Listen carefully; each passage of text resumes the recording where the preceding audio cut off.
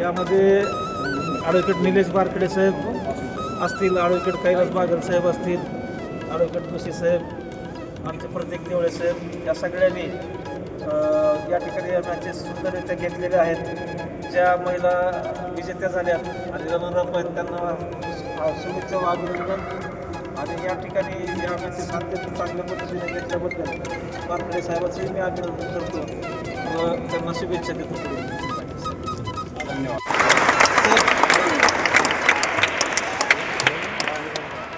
धन्यवाद. यानंतर उपविजेत्या ज्या आहेत त्या ॲडव्होकेट मुसळे मॅडम आणि ॲडव्होकेट पाटील मॅडम यांना विनंती करतो की अध्यक्षाच्या शुभ हस्ते त्यांनी आपलं सन्मानचिन्ह या ठिकाणी स्वीकारावं.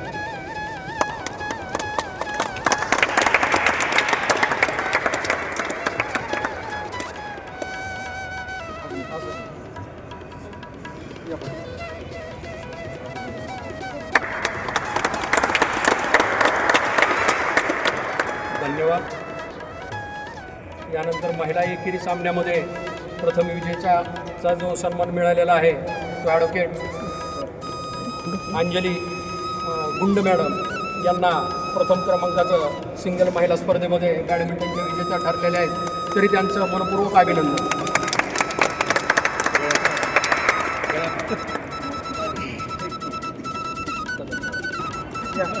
उपविजेत्या ॲडव्होकेट भाग्यश्री कदम मॅडम या उपविजेत्या सिंगल स्पर्धेमध्ये ठरलेल्या आहेत.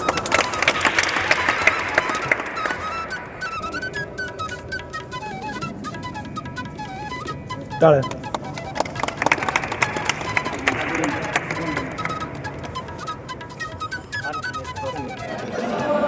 स्पोर्ट्स ठेवल्या जातात डिसेंबर जानेवारी फेब्रुवारीच्या दरम्यान.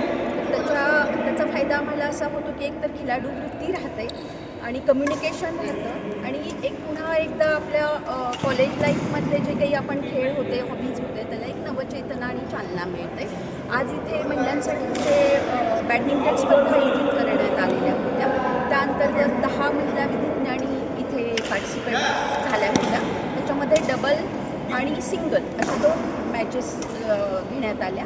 त्याच्यामध्ये मी सिंगलमध्ये उपविजेता झालेली आहे. आणि अशा ज्या स्पर्धा आहेत त्या ॲन्युअल न घेता म्हणजे वार्षिक 2 वेळा जर घेतल्या तर आणखीन आम्हाला एनर्जेटिक फील होईल आणि एक आनंदी क्षण अनुभवता येतील. आणि नेहमीच जे काही खिलाडूमधून जो काही ताण असतो तो कमी होऊन जाईल आणि त्यामुळे आम्ही हेल्दी पण फील करू. संयोजकांनी जे आम्हाला खेळायला संधी दिली त्यांचे मी आमचे बारचे अध्यक्ष आहेत, तर त्यांचं आभार मानते की त्यांनी आमच्यासाठी स्पर्धा ठेवल्या. कारण आम्ही आम्हाला महिला विधिज्ञ जे आहोत आम्ही तर कोर्ट करायचं असतं. त्याच्यामुळे मी एक ग्राउंड जे आहे ग्राउंडचे खेळ आहेत त्यामध्ये थोडासा सहभाग आम्हाला घेता येत नाही. परंतु या निमित्तानं सरांनी या स्पर्धा आयोजित केल्या. आम्हाला एक प्लॅटफॉर्म भेटतो खेळण्यासाठी, त्यासाठी मी त्यांचं धन्यवाद करते. आणि बाकी आम्ही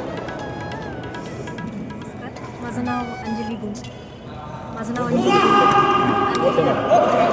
फर्स्ट एक्सपिरियन्स होता आणि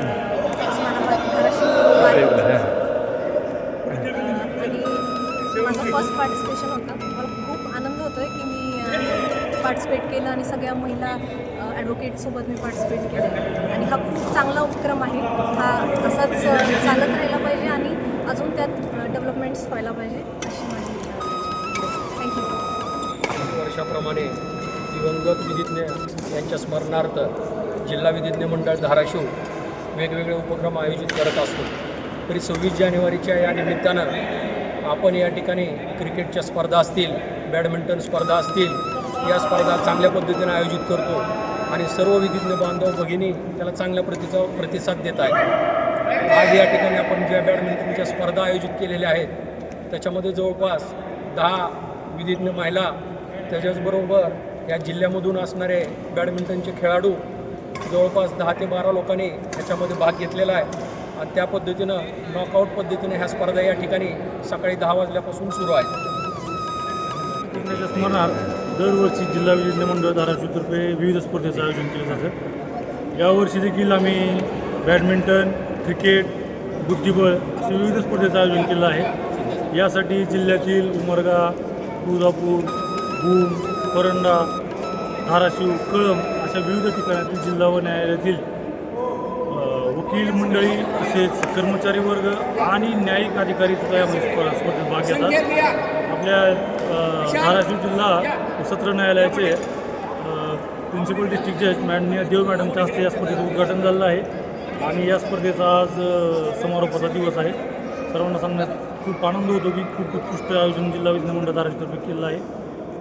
सर्वांचे धन्यवाद, आभार.